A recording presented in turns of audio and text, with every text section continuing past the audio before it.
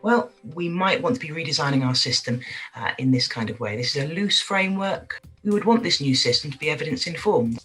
But being evidence-informed doesn't mean we've read an article. Being evidence-informed is kind of a mindset. It's about recognizing that whatever you did, no matter how long you've done it for, when new evidence emerges, you have to be open to that learning. You have to be brave enough to shift your practice, to shift your leadership in accordance with new information.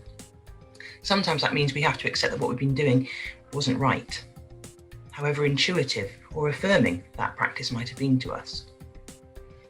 These kind of three pillars or columns within this system, we'd argue this system should be contextual, or you could say ecological, absolutely recognising Carleen Furman's fabulous work in this field and thinking about how do we draw on everything that Carleen and her team have shown us around safeguarding being about creating safe places, spaces and contexts for young people, not this individualised notion of safety. It means we have to shift our assessment and our intervention and our review, and it means we have to take a really demonstrably expansive, inclusive, place-based approach. If you've shut lots of your youth provision, and I know in Camden you fought hard not to lose so much youth provision in some parts of the country, but you will have lost some. McDonald's and other fast food outlets often still provide free Wi-Fi. That's where your kids are. So we need fast food groups around our safeguarding table. They're part of our subgroup. They're part of the system. Secondly, this system would be transitional or developmental. It would take a developmental perspective, recognising everything we know about the adolescent and early adulthood development phase, our brain development, our social development. It would allow a system whereby practitioners can exercise nuanced judgment, being fluid over time. You know, Martin might be 19, but Martin might need much more protection, and we might have to gently ratchet up the degree of participation and agency that we can offer him.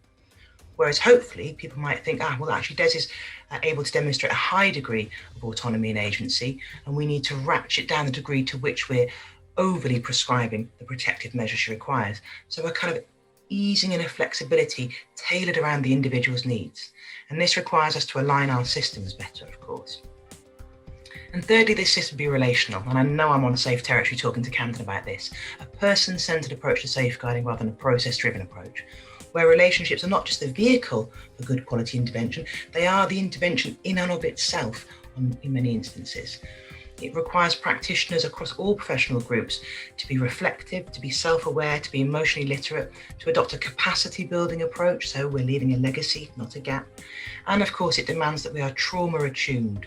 We understand that the past affects the present, affects the future, and that trauma can manifest itself in a variety of different ways. And I suppose I would say, from a less academic perspective, a bit more prosaic here, if you think of a person you love dearly in your life, and you imagine someone digging around in their trauma, asking them some very painful questions, asking them to revisit difficult parts of their experiences, how much training would you want that person to have had?